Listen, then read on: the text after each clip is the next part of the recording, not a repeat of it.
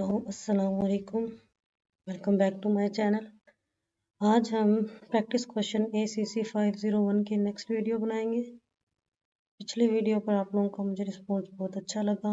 हम 11 क्वेश्चन से शुरू करेंगे। 10 क्वेश्चन मैं लास्ट वीडियो में पहले ही करवा चुकी हूँ। जिन लोगों ने वो वीडियो नहीं देखी है please visit my channel, learn with me, पहली वीडियो देख लें। From the following data company calculate the current ratio and quick ratio. ये क्वेश्चन भी रिपीटेड आ रहा है। कैलकुलेट द करंट रेशो हमने पहले भी मालूम की है और क्विक रेशो भी हम पहले कर चुके हैं। तो ये जो दो चीज़ें हैं ये हम पहले ही मालूम करना सीख चुके हैं। चलें दोबारा इसको कर लेते हैं। आज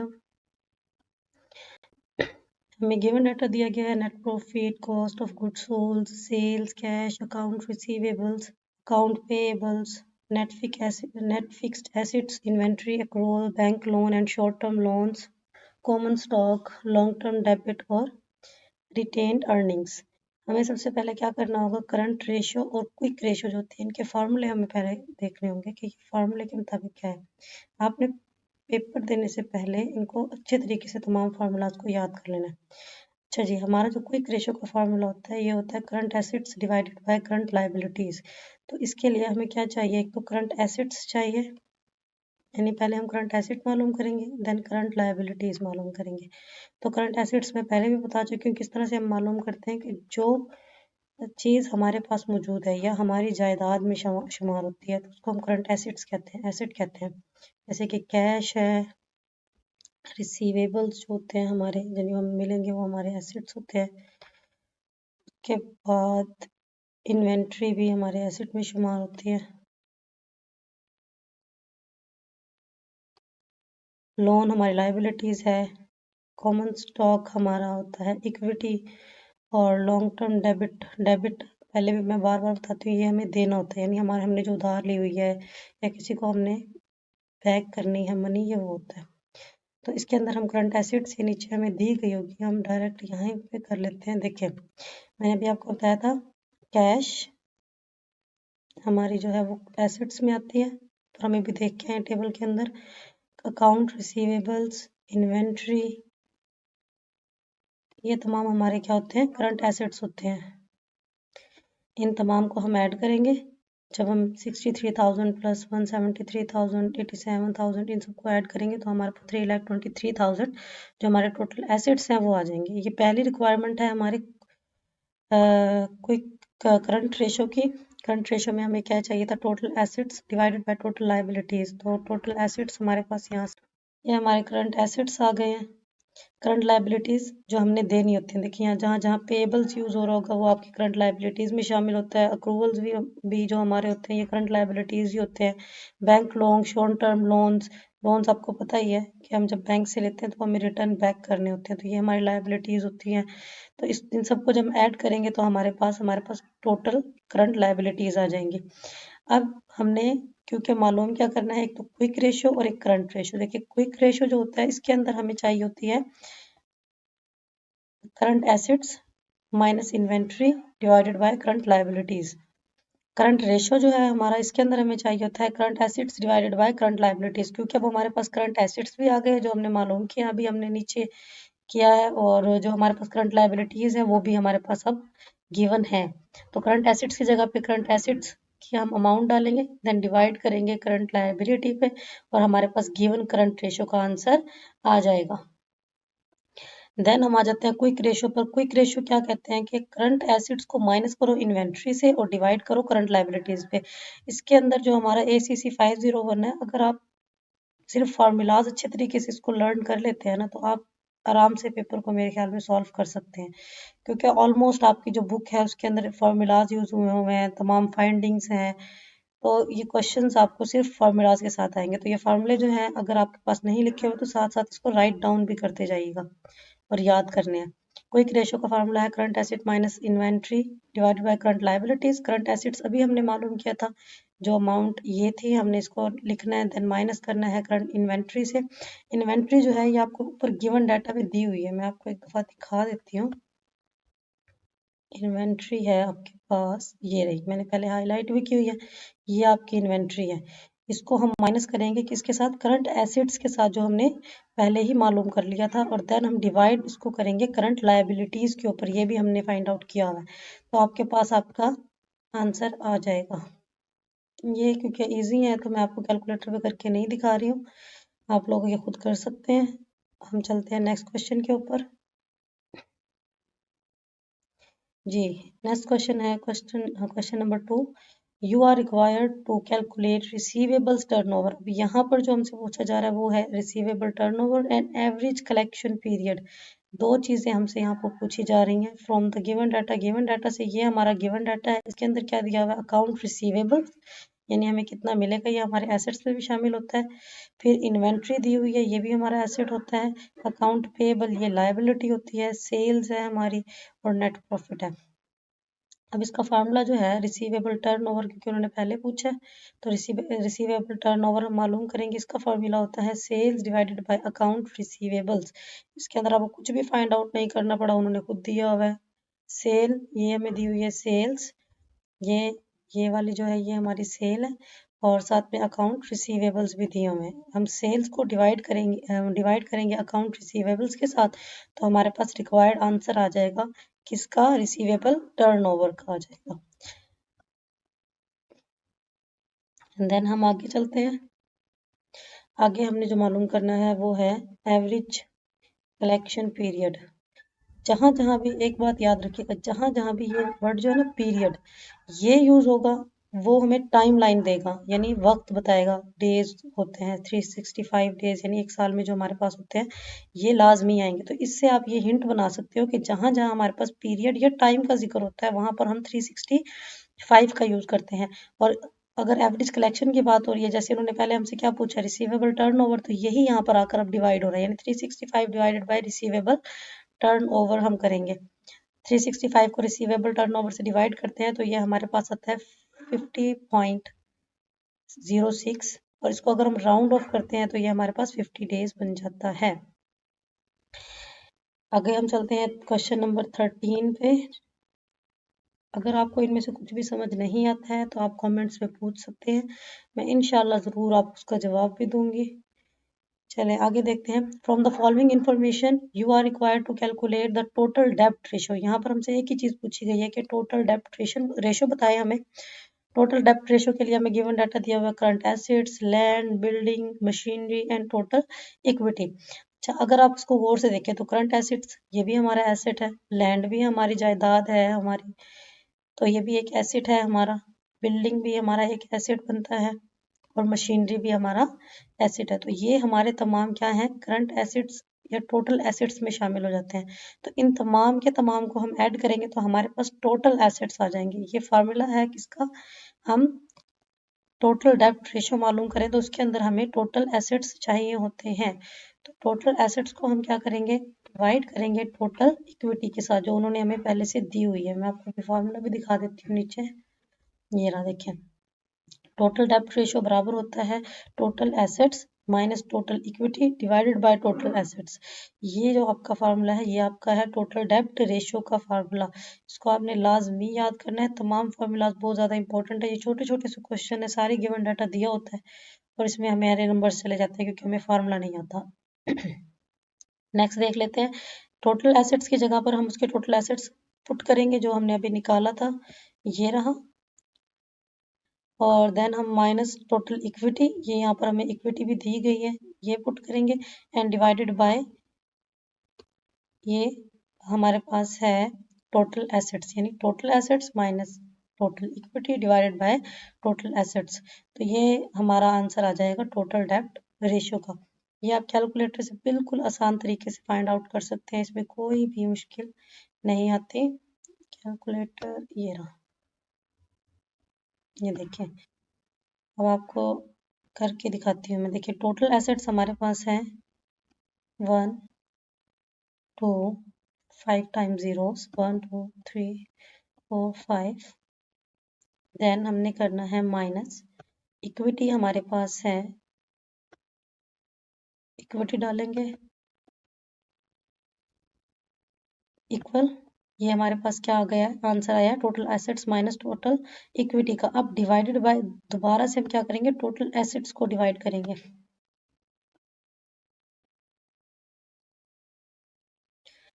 देखिए, ये देखिए, अब मेरे पास answer same to same as it is वही आया है जो आपका नीचे सॉल्यूशन में उन्होंने दिया। देखिए, ये आपके पास आ गया आंसर। आगे क्वेश्चन पे चलते हैं। इसी तरीके से आप सारे क्वेश्चन फाइंड आउट कर सकते हैं, इसमें कोई मुश्किल नहीं होगी। गिवन डाटा जब दिया होगा, आप फार्मूलाज याद कर लेते हैं तो फिर कोई मुश्किल नहीं होती आंसर निकालने में। आगे चलते हैं। From the given information of alpha corporation calculate its dept ratio. अब देखिए दोबारा से वो क्या पूछ रहे हैं, डेप्ट ratio, then equity ratio and dept to equity ratio. ये तीन चीजें आप लोगों से पूछी गई हैं। इसके अंदर क्या होगा, जो डेप्ट रेशियो है, इक्विटी रेशियो है, यही दोनों जो रेशियोज हैं ये इस्तेमाल होंगे हमारे डेप्ट टू इक्विटी रेशियो में। ये तो बहुत इजी होता है, अगर आपको ये दो फार्मूले आते हैं ना निकालने तो फिर आप इसको आराम से निकाल सकते हैं। इसके अंदर गिवन डाटा कैश दिया हुआ है, account receivable, inventory, net fix assets दिए हुए हैं, अकाउंट पेएबल दिया हुआ है, अक्रूवल्स दिए हुए हैं। ये आपको मैं पहले बता चुकी हूँ कैसे हम लायबिलिटीज और एसेट्स को फाइंड आउट करते हैं। लोन है, डेप्ट है, स्टॉक है, अर्निंग्स भी हैं, सेल है, सोल्ड है, नेट प्रॉफिट है। तो ये हमारा है गिवन डाटा। अब इसके अंदर जो उन्होंने हमसे पूछा वो निकालते हैं। देखिए, सबसे पहले हमें क्या चाहिए, टोटल डेप्ट रेशो। अभी अभी हम पीछे करके आए हैं, ये उसी ही तरह का फार्मूला है, बट क्योंकि उसमें तीन चीजें पूछी गई है तो इसमें थोड़ा सा डिफरेंस होगा। देखिए, टोटल डेप्ट डिवाइडेड बाय टोटल एसेट, इसी तरीके से इक्विटी में total equity divided by total assets आ जाएगा। तो ये बहुत ईजी हो जाता है अगर आप इसको इस तरह से याद करें कि देखिए यहाँ पर अगर टोटल डेप्थ था तो यहाँ पर भी टोटल डेप्थ ही है और टोटल एसेट्स पे उसको डिवाइड किया हुआ है। यहाँ पर टोटल इक्विटी है तो यहाँ पर भी टोटल इक्विटी ही है और उसको एसेट्स पे डिवाइड किया हुआ है। और जो आपके डेप्ट टू इक्विटी रेशियो आएगा वो दोनों को डिवाइड करने से आ जाएगा। मैं आपको दिखा देती हूँ, देन हम इसको सोल्यूशन की तरफ जाएंगे। डेप्ट टू इक्विटी रेशियो ये रहा, टोटल डेप्ट डिवाइडेड बाय टोटल इक्विटी। अब इसकी हम थोड़ी सी देख लेते हैं कि हमने वर्किंग क्या करनी है। इसके ऊपर जो वर्क है वो कैसे हो रहा है। देखिए, वर्किंग फॉर टोटल एसेट्स, क्योंकि हमें क्या चाहिए, टोटल एसेट्स चाहिए हमें किस लिए, डेप्ट रेशियो के लिए और इक्विटी रेशियो के लिए। क्योंकि डेप्ट रेशियो में भी हम एसेट से डिवाइड कर रहे थे और इक्विटी रेशियो में भी हम एसेट से ही डिवाइड कर रहे थे। तो यहाँ पर अगर आप देखें, कैश, अकाउंट रिसीवेबल्स, ये तमाम चीज़ें हम बार बार एक ही चीज़ आ रही है, रिपीटेड हो रही है। ये इन्वेंट्री हमारे एसेट्स में शामिल होती है, नेट फिक्स एसेट्स भी हमारे एसेट्स है, यहाँ पे तो लिखा ही हुआ है एसेट्स। इन सबको ऐड करेंगे तो हमारे पास आ जाएंगे टोटल एसेट्स। उसके बाद हमें क्या करना है, लायबिलिटीज, टोटल डेप्ट। अच्छा, ये वही वाली बात है। देखिए, अगर वो डेप्ट कहते हैं या कहते हैं टोटल लायबिलिटीज तो बात वही है। पर यहाँ पे क्योंकि फार्मूला हम डेप्ट डेप्ट के मुताबिक याद करें तो आप लोगों ने याद रखना कि ये लायबिलिटीज ही होती हैं। तो पेएबल जो हमने अदा करना है ये हमारा डेप्ट होता है, अक्रूवल्स हमारे डेप्ट में आ जाते हैं। ये पिछले क्वेश्चन में हम करके आए, लोन्स हमारे डेप्ट में होते हैं और डेप्ट तो होता ही डेप्ट में है। तो इन तमाम को जब हम ऐड करेंगे तो हमारे पास टोटल डेप्ट आ जाएगा। इसके मुताबिक हम आंसर निकाल लेते हैं।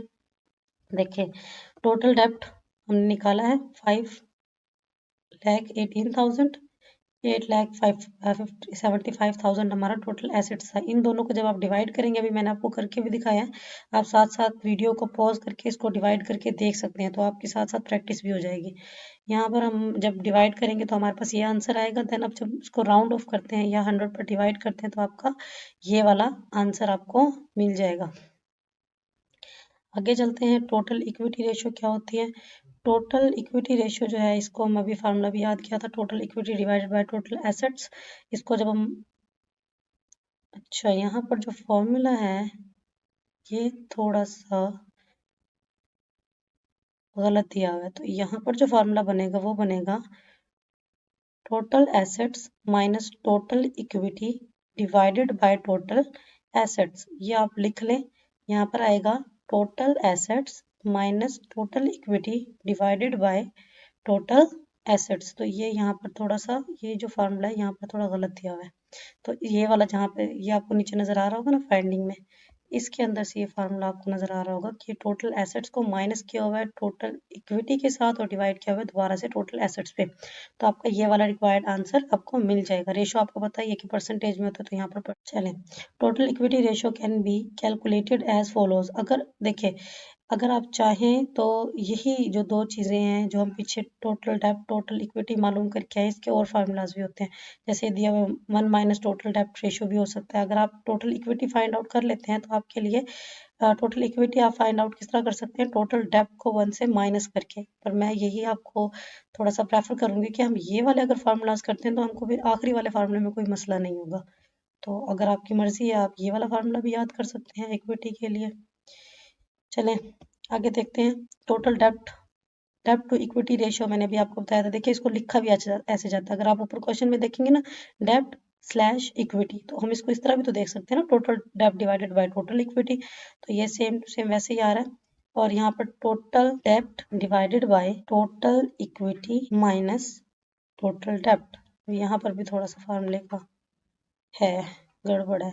टोटल डेप्ट divided by total equity minus total डेप्ट, तो ये वाले फार्मूले की भी इसका मतलब आपको करेक्शन करनी होगी। हैंड आउट से भी आप क्लियर कर लीजिएगा। ये वाला फार्मूला मैंने दोबारा आपको बता देती हूँ। तो ये हमारा टोटल डेप्ट divided by total equity minus then दोबारा टोटल डेप्ट को हम माइनस करेंगे। ये फार्मूला भी आपने याद करना है। आगे हम देखते हैं, ये हमारी वर्किंग है जो हम पहले ही कर चुके हैं। तो क्वेश्चन नंबर 15 ही आना था जी, क्वेश्चन नंबर 15 है।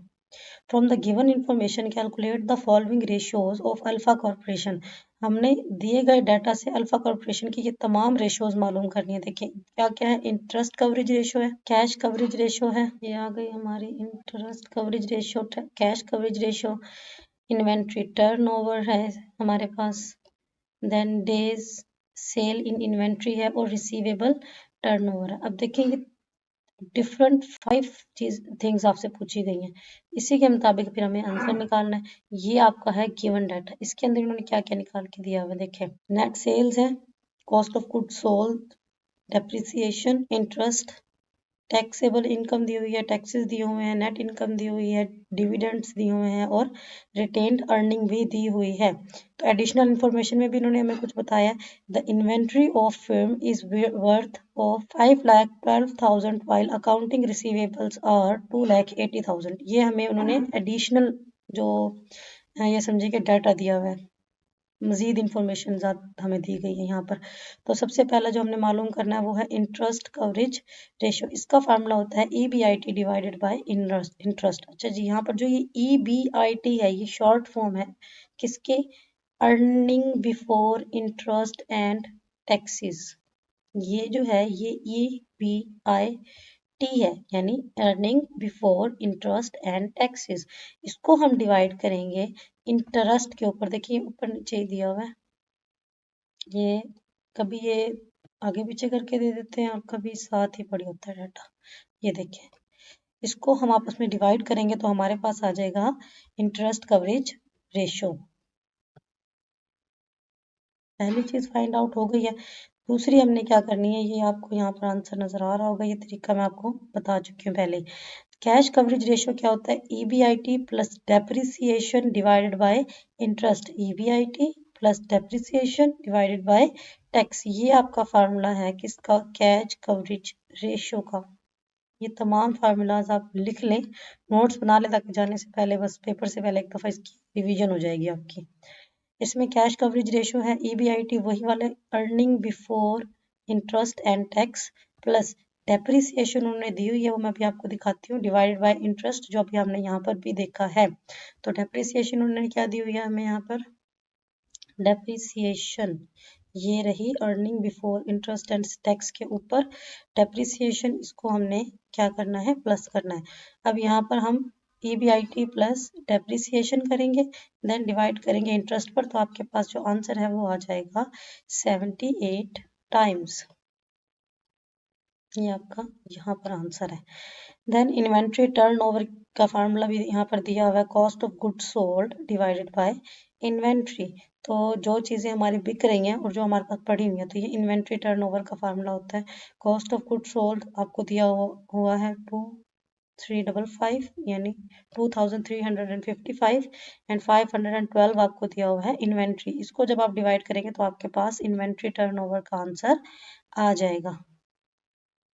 चले नेक्स्ट, उन्होंने जो फोर्थ चीज जो हमसे पूछी है वो है डे सेल इन इन्वेंट्री। ये मैं आपको पहले भी बताया था, डेज आ जाए या फिर हमारे पास किसी भी पीरियड की बात की जा रही हो तो हम फिर 365 यूज करते हैं फॉर्मूला में। अब देखिए फॉर्मूला कितना आसान हो जाता है, डेज से आपको पता चल रहा है कि यहाँ पर 365 डिवाइड करना है हमने साथ में, और इन्वेंट्री तो आपको यही फार्मूले में मिल गई, तो फार्मूला तो यही बन रहा है 365 डिवाइडेड बाई इन्वेंट्री टर्नओवर। तो इन्वेंट्री टर्नओवर उन्होंने हमें यहाँ पर मालूम पहले ही करवा लिया, तो ये इन्वेंट्री टर्नओवर हो गया हमारा। 365 से इसको डिवाइड करेंगे तो आपके पास आपका डेज सेल इन इन्वेंट्री आ जाएगा। नेक्स्ट रिसीवेबल टर्नओवर क्या होता है? रिसीवेबल टर्नओवर हमारे पास फॉर्मूला है sales divided by account receivables.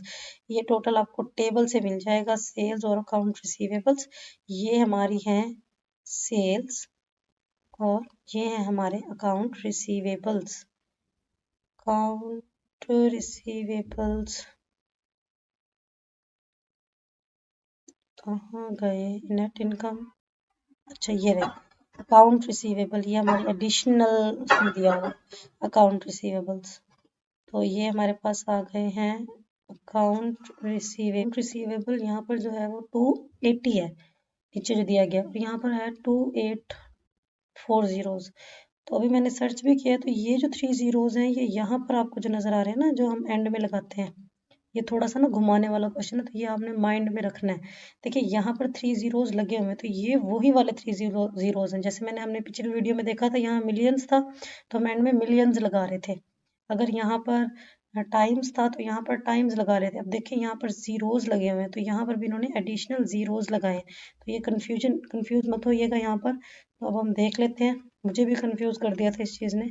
तो अब देख लेते हैं हम, ये देख के यहाँ पर हमारे पास आ गया नेट सेल्स और ये डिवाइडेड बाय अकाउंट रिसीवेबल्स। यहाँ पर वो 3 जीरोस कंसीडर नहीं हो रहे हैं, तो यहाँ पर हमारा आंसर आ जाएगा 15.1 टाइम्स।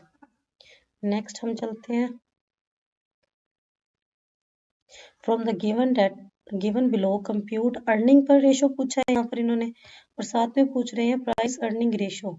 अर्निंग पर रेशो और प्राइस अर्निंग रेशो हमसे पूछा जा रहा है, और हमें डाटा ये दिया गया है, करंट एसेट्स दिए गए हैं, नेट फिक्स एसेट्स दिए गए हैं, आउटस्टैंडिंग शेयर दिया गया है, sales, net income and market पर शेयर दिया गया है। अब इसके अंदर हमारे पास जो अर्निंग पर रेशो का जो फार्मूला होता है, इसको हम EPS भी कहते हैं, ये ऐसा भी हो सकता है फाइंड EPS। तो आपको पता होना चाहिए अर्निंग पर शेयर कहते हैं इसको, earning per share. Net income divided by outstanding share, ये होता है आपका अर्निंग पर शेयर। देखिए अर्निंग क्या होती है? इनकम, तो डिवाइडेड बाय, अब शेयर इस्तेमाल हो रहा है तो यहाँ पर देखिए ज़रा आउटस्टैंडिंग पर शेयर। ये आपको बस थोड़ा सा दिमाग में रखने की ज़रूरत है, हिंट आप फॉर्मूलाज का बना लें क्योंकि फार्मूले बहुत ज़्यादा हैं आपके। तो यहाँ पर है हमारी नेट इनकम। नेट इनकम हमें दी गई है 165,615, और हमारे पास जो शेयर आउटस्टैंडिंग्स है वो है 65। तो ये जब हम डिवाइड करेंगे तो हमारे पास आंसर आ जाएगा 9.46 पर शेयर। अगला हमारा जो रिक्वायरमेंट है वो है प्राइस अर्निंग रेशियो। तो प्राइस पहले है तो प्राइस पर शेयर, और डिवाइड बाय अर्निंग है तो अर्निंग पर शेयर। तो ये आपका हो गया प्राइस पर share divided by earning per share. इसको जब हम डिवाइड करते हैं तो हमारे पास आंसर आ जाता है 6.87 टाइम्स। अब है question number 17, from the given information estimate the figure of total assets and total equity. देखिए टोटल एसेट्स हम पहले भी काफ़ी दफ़ा मालूम कर चुके हैं, टोटल इक्विटी मालूम करनी है, इसका भी फॉर्मूला तो नहीं कह सकते, लेकिन हमें समझना होता है कि इसमें जो डाटा दिया गया है इसमें कौन कौन सी इक्विटी में आती है। To further calculate return on asset, अब यहाँ पर हमारा फार्मूला आ रहा है ROA, रिटर्न ऑन एसेट। ये MCQs भी आ सकता है कि ROA से क्या मुराद है, तो ROA return on asset, return on asset. On return on equity, तो ये भी इसी के साथ का एक फार्मूला है, तो दोनों ही बहुत छोटे छोटे से बट हैं बहुत सारे, तो याद तो करने पड़ेंगे। रिटर्न ऑन इक्विटी ROE होता है। गिवन डाटा दिया है, देखें कैश हमारा एसेट्स में आता है, रिसीवेबल भी हमारे एसेट्स में आते हैं, inventory is also our asset, net fix assets payable नहीं होता, तो नेट फिक्स एसेट्स होते हैं हमारे, पेबल हमारी लाइबिलिटी होती है, अक्रूवल लाइबिलिटी होती है, लोन भी लाइबिलिटी है, डेप्ट भी, जो कॉमन स्टॉक है ये हमारी इक्विटी होती है, earning, sales, cost of good और नेट प्रॉफिट भी हमारी मेरे ख्याल में इक्विटी होती है, ये हम देख लेते हैं, नेक्स्ट भी आएगा। चलें आगे चलते हैं हम। इन्होंने क्या किया है देखिए, टोटल एसेट्स, इसको वर्किंग पे जाते हैं क्योंकि यहाँ पर तो आंसर है डायरेक्ट, ये रही हमारी वर्किंग। तो एसेट्स में क्या आया, कैश जो मैं ऊपर अभी आपको दिखा के आई हूँ, अकाउंट रिसीवेबल्स, इन्वेंट्री और नेट फिक्स एसेट्स, ये हमारे एसेट्स हैं। इनको जब ऐड किया तो हमारे पास टोटल एसेट आ गया, ये हमारी वर्किंग है।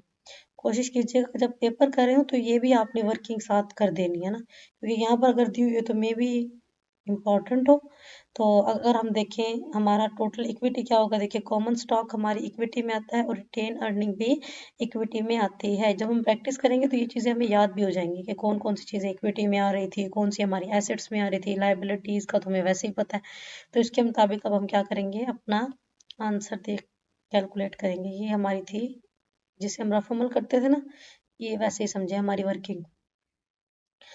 यहाँ पर जो दिया गया है इसको टोटल एसेट्स लिखे हुए हैं डायरेक्ट, और साथ में दिया हुआ है टोटल इक्विटी, ये भी हमने अभी नीचे मालूम किया है। तो इसका फार्मूला है रिटर्न ऑन एसेट बराबर है net income divided by total assets. Net income हमारी जो है वो गिवन डाटा में मौजूद है, नेट इनकम है, तो नेट इनकम है नेट प्रॉफिट। जब हम कोई चीज़ बेचते हैं या फिर किसी चीज़ का कारोबार कर रहे होते हैं, बिजनेस कर रहे होते हैं, तो उसके अंदर जो हमारा प्रॉफिट होता है, तो हकीकत में इनकम तो वो हमारी वही होता है ना, यानी कॉस्ट हम निकाल देते हैं अपनी, और फिर जो हमें उसके ऊपर बचत आती है वो हमारी इनकम होती है। तो यहाँ पर इन्होंने जो नेट इनकम है उसको नाम दिया हुआ है नेट प्रॉफिट का, तो कंफ्यूज मत होइएगा, यहाँ पर दिया हुआ है नेट प्रॉफिट। तो ये नेट इनकम की जगह पर हमारा है नेट प्रॉफिट, यही दूसरा नाम है नेट इनकम का। और डिवाइडेड बाय टोटल एसेट्स हमने मालूम किए हैं, तो हमारे पास आंसर आ जाएगा 0.051 और 5.1। आप कोई भी इन दोनों में से आंसर लिखेंगे तो आपका एक्सेप्टेबल हो जाएगा। अच्छा जी, अगला क्वेश्चन है हमारा return on equity. Net income वही वाली बात है, ये नेट प्रॉफिट को ही नेट इनकम बोल रहे हैं या नेट इनकम को ही नेट प्रॉफिट बोल रहे हैं। डिवाइडेड बाय टोटल इक्विटी, तो हमारा आंसर आ जाएगा हमारे पास। छोटे छोटे से फार्मूलाज, सारे फार्मूले याद करने हैं अगर आप चाहते हैं कि आपके अच्छे मार्क्स आए। तो नेक्स्ट है हमारा, ये जैसे हमें पहले ऑल्टरनेट फार्मूलाज दिए गए थे, अगर आपको लगता है कि आपको ये इजी लग रहा है तो आप ये वाले फार्मूलाज भी कर सकते हैं। इसके अंदर हम 1 से डेबिट इक्विटी को माइनस करेंगे, ROA यानी रिटर्न ऑन इक्विटी मल्टीप्लाई करेंगे तो आपके पास return on asset, sorry return on asset को मल्टीप्लाई करेंगे 1 प्लस डेब्ट टू इक्विटी रेशो, और देन इसको हम आंसर निकालेंगे। तो मेरे ख्याल में तो जो हमारा प्रीवियस फॉर्मूला है वही बेहतर है। आगे आपकी मर्जी, आप ये वाला भी कर सकते हैं, ये ऑल्टरनेट फार्मूला है। अच्छा जी, डेब्ट टू इक्विटी रेशो वही मैं पहले बता चुकी थी, ये देखिए डेब्ट टू इक्विटी रेशो फार्मूला यहाँ पर भी गड़बड़ है। यहाँ पर आना था total assets minus total equity divided by total equity divided by total equity. Total debits बराबर होते हैं total assets minus total equity divided by total equity. इसको जब हम माइनस करेंगे टोटल एसेट्स को टोटल इक्विटी के साथ, देन डिवाइड करेंगे टोटल इक्विटी पर, तो हमारा आंसर आ जाएगा डेब्ट to equity ratio. Question number 18 है, company has dividend pay out ratio of 25%, calculate the retention ratio. पहली जो रिक्वायरमेंट है वो है हमारी रिटेंशन रेशो मालूम करनी है। The amount disbursed as dividend of shareholders if the net income of the company is, net income हमें यहाँ पर ये जो जगह है यहाँ दी गई है, ये नेट इनकम दी हुई है मिलियंस में। करंट रेशो, रिटेंशन रेशो का फार्मूला होता है 1 minus dividend pay out ratio. तो ये तो बिल्कुल इजी हो गया, आपने 1 से माइनस करना है ये जो हमारी रेशो दी हुई है इसको, तो ये हमारे पास आंसर आ जाएगा रिटेंशन रेशो का 75%। नेक्स्ट जो है इसके अंदर उन्होंने डिविडेंड्स के बारे में भी पूछा है, एज डिविडेंड्स ये कैसे मालूम होते हैं, तो हमारे डिविडेंड्स उन्होंने बता रखे हैं कि है 5000 मिलियन। इसको आप मल्टीप्लाई करेंगे 25% के साथ, ये 100 पे जब हम परसेंट को डिवाइड करते हैं तो हमारे पास आता है 0.25, तो ये वो वाले अमाउंट है। इसको जब मल्टीप्लाई करेंगे तो दिखाया भी हुआ है, देखिए यहाँ पर लिखा हुआ है जब हमने 5 मिलियंस को मल्टीप्लाई किया 25 के साथ और फिर डिवाइड किया है 100 पर, तो हमारा ये आंसर आया। और जो 3 जीरोज हैं इसकी जगह पे हम जो सुफिक्स यूज करे हैं वो है मिलियन का। यानी आप लोगों ने 9th 8th में ये पढ़े होंगे जब हम प्रीफिक्स और सफिक्स लगाते हैं। तो जैसे किलोमीटर होता है 3 जीरोज पर, तो इसी तरह से मिलियन जो है वो 6 जीरोज पर आता है, तो 125 मिलियन जो है वो आपका आंसर हो जाएगा। क्वेश्चन नंबर 19 है the following data pertains to XYZ company. ये XYZ कंपनी का डाटा हमें दिया गया जिसके अंदर हमें क्या बताया गया है, पर्टिकुलर्स बताए गए हैं। पहले है gross income, then net income, cash dividends और रिटेन्ड अर्निंग। पूछा क्या है, dividend pay out ratio and retention ratio. Retention ratio तो आप मालूम कर ही सकते हो जब आपके पास रेशियो हो। अभी हमारे पास रेशियो मौजूद नहीं है तो हम पहले डिविडेंड पे आउट रेशियो मालूम करेंगे, जिसका फार्मूला है cash dividends divided by net income. अब कैश डिविडेंड हमारे पास जो है वो है 150 डिवाइडेड बाय 200 और ये हो गया cash dividends divided by net income 200 और मल्टीप्लाई बाय 100। ये रेशो मालूम करने के लिए जब भी हमें परसेंटेज लेके आनी होती है तो हम उसको मल्टीप्लाई बाय 100 भी करते हैं। तो ये हमारे पास हो गया है dividend pay out ratio. Then अब क्योंकि हमारे पास रेशो आ गया तो आप रिटेंशन रेशो भी मालूम कर सकते हैं। देखिए ये वाला फार्मूला जो आपको दिखाया गया ना, ये वाला जो हमारा फार्मूला है, ये जो हमें दिखाया गया है, ये फॉर्मूला हमारा पहले जो था ये उन्होंने पहले दिया हुआ था एक्स्ट्रा फार्मूलाज में, या फिर ऐसा फार्मूला जो आप यूज कर सकते हो, अल्टरनेट फार्मूला था ये हमारा। लेकिन ये वाला जो फार्मूला है ये ज्यादा बेस्ट रहेगा इसके लिए क्योंकि ये इजी भी है और याद भी रहने वाला। जैसे रेशो हमारे पास आ गया है तो रेशो जब हमारे पास मौजूद हो तो उसको 1 से माइनस करो तो आपकी डिविडेंड रेशो आ जाएगी, रिटेंशन रेशो आ जाएगी डिविडेंड को। ये आपका ज्यादा बेहतर फार्मूला है आपके याद दहाने के लिए। तो यहाँ पर हमारा रिटेंशन रेशियो जो है वो हो जाएगा 0.25 मीन्स 2%, 25%। क्वेश्चन नंबर 20 है, ये हमारा लास्ट क्वेश्चन होगा इस वीडियो का। Calculate the maximum sustainable rate of growth for the firm with an ROE यानी return on equity of 15% and dividend pay out of ratio is 35%। यहाँ पर जो गिवन डाटा ये टेबल की सूरत में नहीं दिया, ये क्वेश्चन के अंदर ही है जो आपको खुद देखना होगा। देखिए ये परसेंटेज दी हुई है यहाँ पर,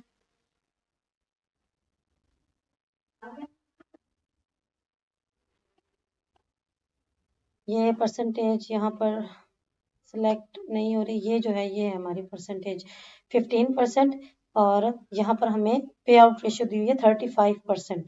तो इसके लिए हमें क्या मालूम करना है, इन्होंने क्या क्या calculate the maximum sustainable rate of growth. Sustainable rate of growth के लिए हमें पहले रिटेंशन रेशियो मालूम करनी होगी, तो 1 माइनस 35% आ जाएगी हमारी। 1 माइनस पे आउट रेशियो जो कि रिटेंशन रेशियो को हम बी भी कहते हैं यानी सस्टेनेबल रेट ऑफ ग्रोथ, ये बी आपको नजर आ रहा होगा। और इसको हम कैसे मालूम करते हैं, जैसे पहले हमारी सिर्फ रिटेंशन रेशियो थी, जो भी रेशियो दी होती है उसको हम माइनस कर देते हैं 1 से। तो यहाँ पर अगर आप देखें तो हमें रेशियो दी हुई है, पे आउट रेशियो है हमारी 35%, तो इसको 1 से माइनस करेंगे तो हमारे पास जो आंसर है वो आ जाएगा 65%। 1 माइनस 35% कैसे 65% होता है ये मैं आपको करके दिखा देती हूँ।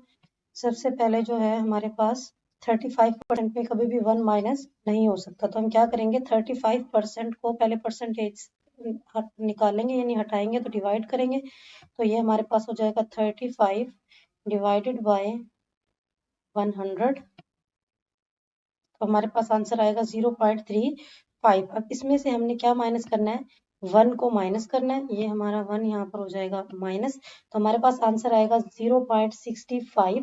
क्योंकि हमें आंसर परसेंटेज में चाहिए तो इसको हम मल्टीप्लाई करेंगे 100 के साथ, ये मल्टीप्लाई बाय 100, ये तो हमारा आंसर आ जाएगा 65%। तो ये जैसे 65% निकला हुआ ये इस तरह से करना जैसे अभी हमने कैलकुलेटर के जरिए करके दिखाया। आगे चलते हैं, रिटेंशन रेशियो या फिर सस्टेनेबल रेट ऑफ ग्रोथ हमारा निकल आया है 65%। रिटेंशन रेशियो हमारे पास निकला है 65%। और अब सस्टेनेबल ग्रोथ रेट क्या होता है इसका फार्मूला आप लोगों ने याद कर लेना है, ROE मल्टीप्लाई बाय बी जो हमने अभी फाइंड आउट किया है, divided by 1 minus ROE multiply by B. तो ये वाला फार्मूला है आपका सस्टेनेबल ग्रोथ रेट का फार्मूला है। तो यहाँ पर आप देख सकते हैं कि ये हमने करना है, पहले हमारा जो ROE है वो है 1.5%, ये भी 100 से डिवाइड करेंगे 15% को तो 1.5% आ जाएगा, मल्टीप्लाई बाय 0.65, इसको भी 100 से डिवाइड किया हुआ है तो ये बन गया 0.65 डिवाइडेड बाय 1, और यही वाली अमाउंट दोबारा यहाँ पर आ जाएगी। जब इसको आप पहले इन दोनों को आपस में मल्टीप्लाई करेंगे तो आपके पास आंसर आ जाएगा 0.0975, देन इन दोनों को आपस में मल्टीप्लाई करेंगे तो ये भी वही आंसर आएगा। इसको 1 से माइनस करेंगे, देन आपस में डिवाइड करेंगे तो आपका आंसर आ जाएगा सस्टेनेबल ग्रोथ रेट का।